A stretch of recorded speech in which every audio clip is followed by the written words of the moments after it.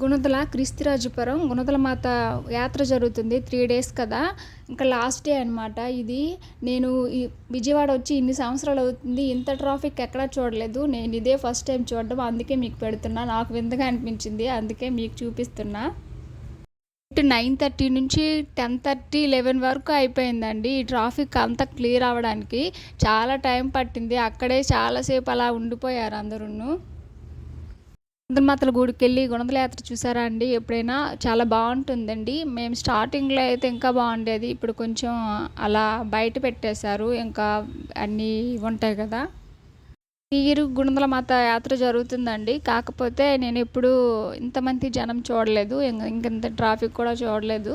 ఈసారి మాత్రం బాగా జరిగినట్టుంది. ఎందుకంటే నేను వెళ్ళలేదు. మా పిల్లలు, మా వారే ఎళ్లారు. అయితే ఒక పండగలా జరిగినట్టుంది. ఎందుకంటే ఈ ట్రాఫిక్ అంతా అక్కడే నిలిచి ఉండిపోవడం వల్ల క్లియర్ అవ్వడం వల్ల మా పిల్లలైతే అరుపు ఏంటమ్మా ఇది? ఏంటమ్మా ఇదని. లైక్ కొట్టండి, సబ్స్క్రైబ్ చేసుకోండి. అందరికీ బాయ్.